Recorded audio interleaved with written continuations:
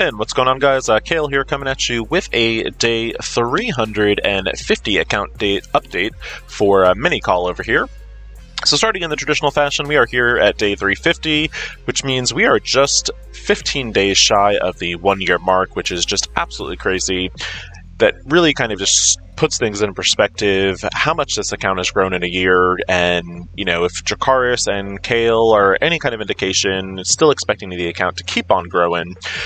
So looking at our TCP over here, TCP is at 4.5, almost 4.6, and I actually don't think I've spent Stark Tech, so we could actually probably bump that real quick up to 2.6. I've recently had to switch my Doom Raid lane, which we'll talk about that in a couple minutes. So I have kind of had to shift my Stark Tech priority, and, you know, that's certainly changed a little bit. But anyway, so 4.6. So again, not quite an increase of 200k, which is kind of what I've been averaging, just a little bit shy of that. And we'll kind of talk, there are a couple, I think, reasonings as to why that's like that. But let's look at kind of what we're currently farming.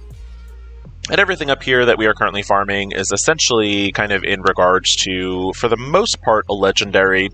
The only exceptions to that are going to be Nebula and Venom and Yelena Belova.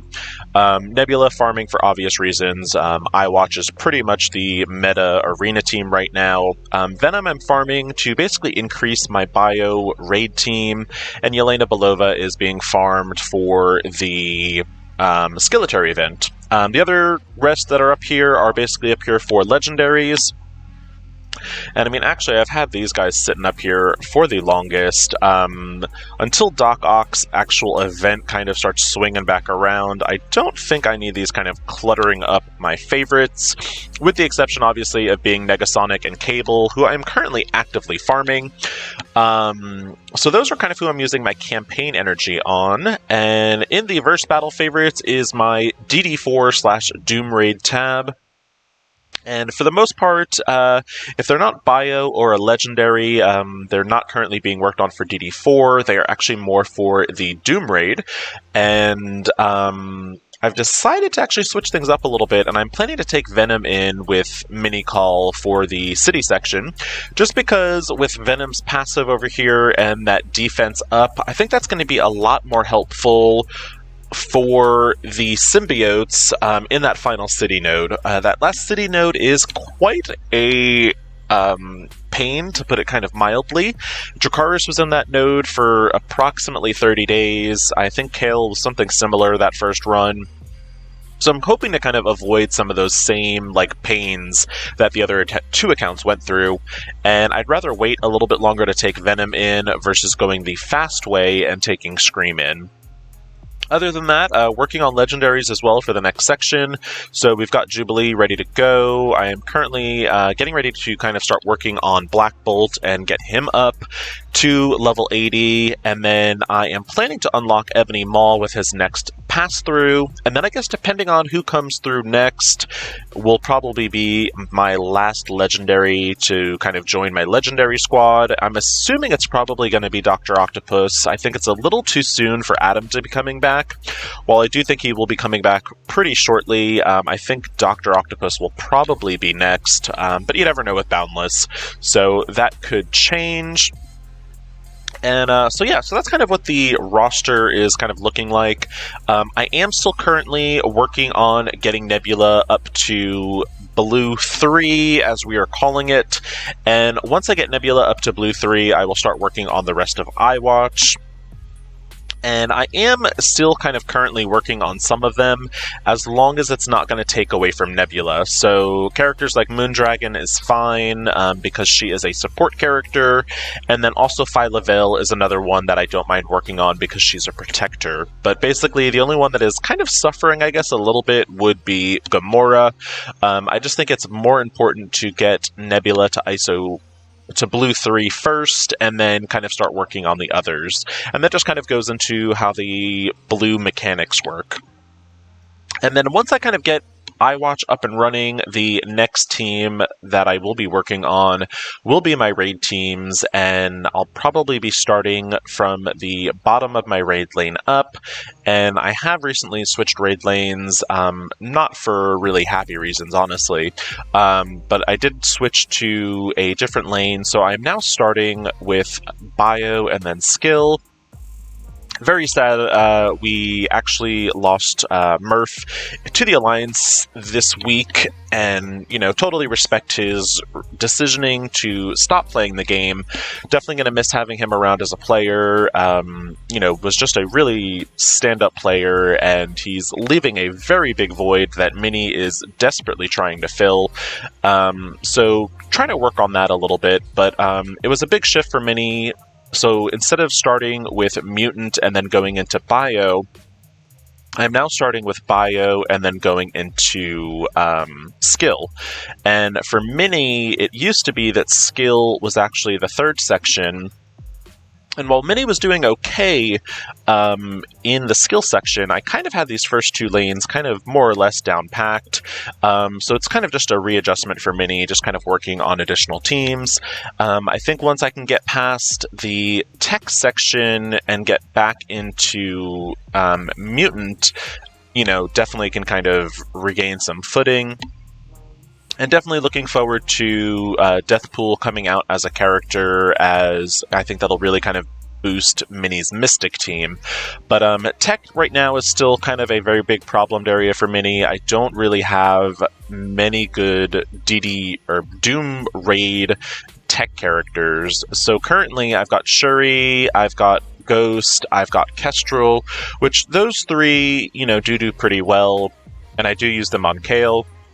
But definitely Dr. Octopus is needed, I think, and I can hopefully, at that point, there will be a light at the end of the tunnel for DD4, and I can actually build up Doom versus having to build up Ultron. But we'll certainly see kind of where the account is, and, as long as I'm able to kind of hit the consistent 30% mark for Mini, that's kind of all I am concerned about at the moment. I'll start worrying about progression.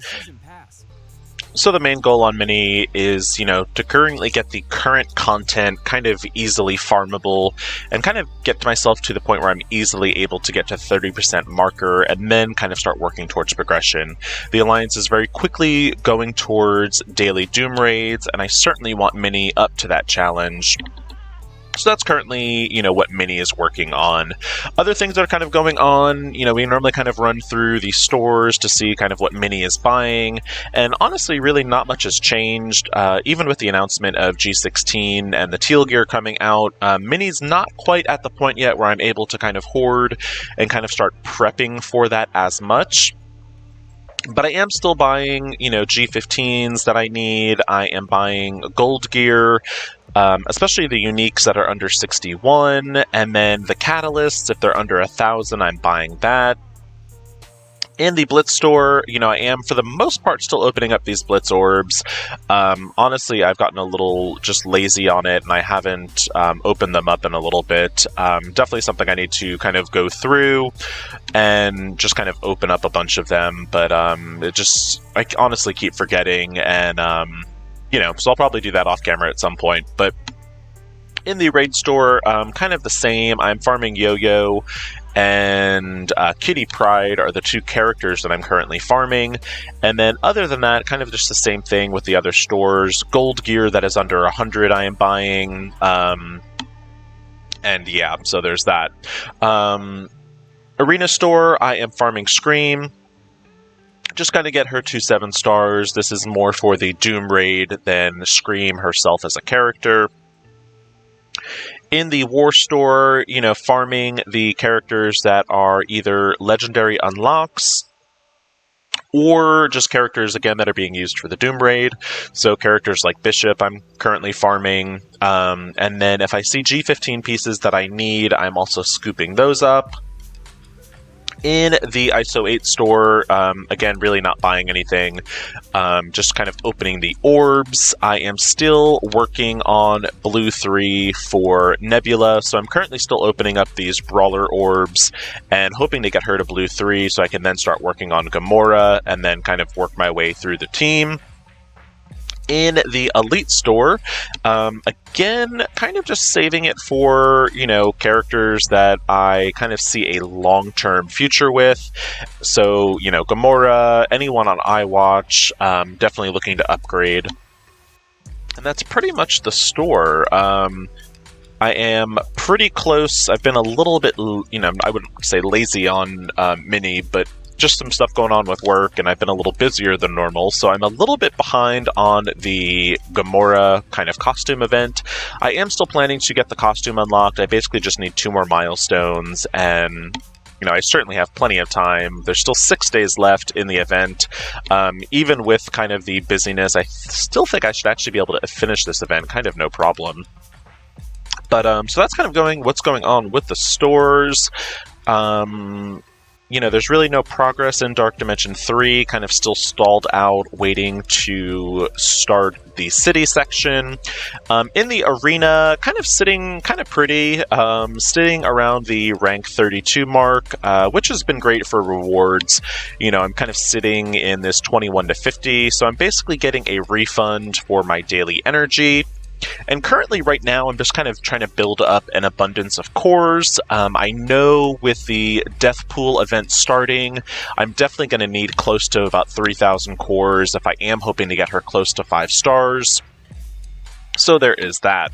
Other things that I guess are kind of going on, I am currently working on my Inhumans, and the reasoning behind that, really not too much with the Inhumans, but just the fact that Ebony Maw is coming back around, and definitely want him unlocked. So I am thinking I'm definitely going to be able to obviously get him to 5 stars. I am still short at least 2 characters to get him to 6 stars. So he won't be a 6-star unlock this time around, but I will definitely at least get him to 5 stars. So kind of what I'm doing, I took Yo-Yo to G10, level 55, and then I am basically doing the same for Crystal. However, I am needing to farm some actual green gear, which is just, just kind of one of those things that happens. But so I'm kind of doing them in their usefulness order, and I would say with this team, definitely Black Bolt is the primary focus, and then second to that would probably be Yo-Yo, followed by Crystal, and then I'm just going to take 2 of the other Inhumans up to level 55, and probably the corresponding gear, which would be gear tier 10. And then basically just kind of stop, and I think that should be enough to at least unlock Ebony Maw and, get him kind of working, kind of get him built up a little bit. Not so much for the focus of Black Order, but more for the focus of him as a standalone character for my DD4 Legendary section. So that's kind of where I am with that, and we will bring up Crystal's kind of talents once server actually resets, which for me is in about 30 seconds. So yeah, that's kind of where the account is at day 350. So we are just 15 days shy of the 1-year mark, and I definitely will do kind of a grand recap on the 1-year mark. I think that's something cool and something to kind of, I guess, celebrate. And, I'll kind of just compare where I started these videos to, I guess, where Mini is now. So again, hopefully y'all are still finding these videos helpful. If you are, please like and subscribe if you already haven't done so. And also look for, future MSF content coming through. Definitely will be doing a Death Pool kind of review once the character comes out. Start playing with her and whatnot. Assuming she's probably going to be teamed up with Cloak and Dagger.